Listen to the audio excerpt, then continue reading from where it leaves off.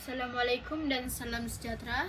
Pada hari ini saya akan membentangkan tugasan yang bertajuk Dayang Senandung. Nama saya Nur Amisha binti Andri, memegang nombor matrik C24A2161. Saya merupakan pelajar daripada kursus CFT 1093 di bawah bimbingan pensyarah kami Dr. Zukri bin Ibrahim.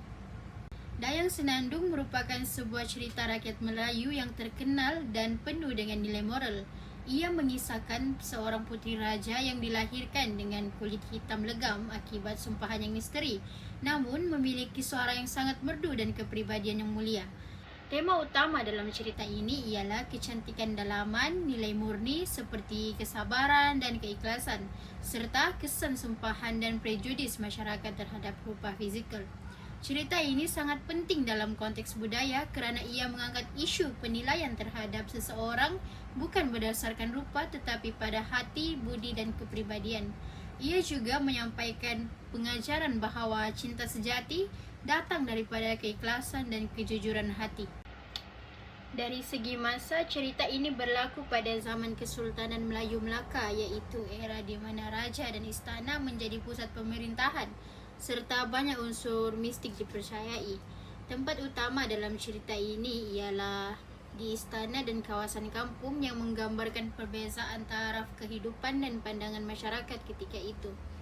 Watak utama ialah Dayang Senandung, iaitu puteri yang disumpah, serta Raja Mambang Segara, seorang raja muda yang adil dan berani memperjuangkan kebenaran.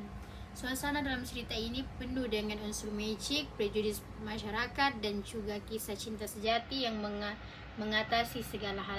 Berikut adalah ringkasan proses dalam menghasilkan poster ini. Kami memulakan dengan kajian tentang Dayang Senandung termasuk aspek sejarah dan juga kepercayaan masyarakat tempatan. Kami memilih bahagian yang ingin dilakarkan pada proses seterusnya. Yang kedua, lakaran awal. Beberapa lakaran konsep dibuat untuk memilih komposisi yang terbaik. Yang ketiga, pemilihan warna dan tipografi. Kami memilih warna yang semula jadi. Seterusnya, font yang digunakan bersifat elegan dan mudah untuk dibaca. Yang keempat, reka bentuk digital. Proses reka bentuk dijalankan menggunakan Adobe Illustrator. Setiap dari kami memainkan peranan dalam menghasilkan elemen tertentu. Kami membahagikan tugas masing-masing dalam membuat poster ini. Yang kelima, semakan dan penambahbaikan.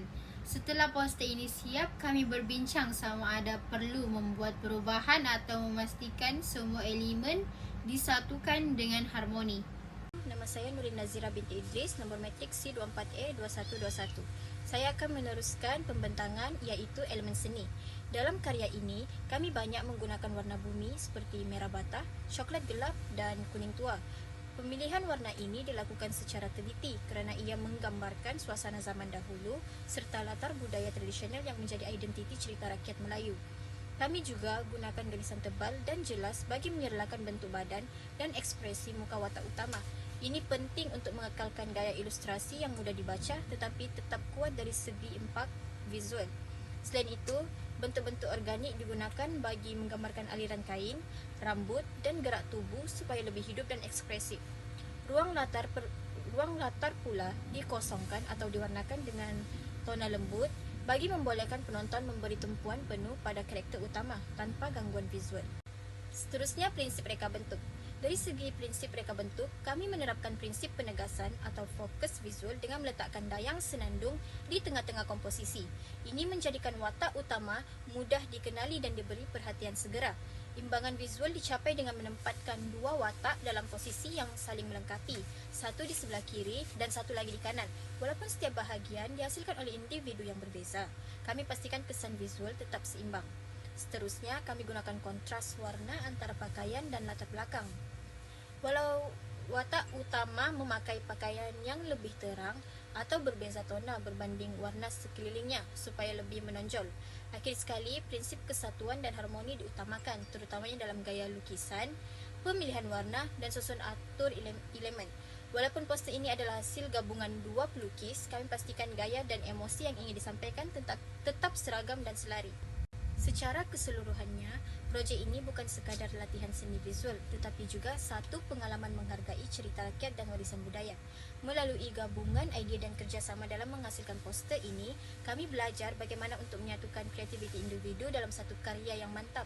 Watak Dayang Senandung membawa mesej yang sangat kuat bahawa iaitu nilai seseorang itu bukan pada paras rupa tetapi pada hati, bakat dan pribadi. Kami harap hasil ilustrasi ini mampu menyampaikan mesej tersebut secara visual dan memberi kesan kepada penonton. Sekian saja pembentangan daripada kami. Terima kasih atas perhatian semua dan Assalamualaikum warahmatullahi wabarakatuh.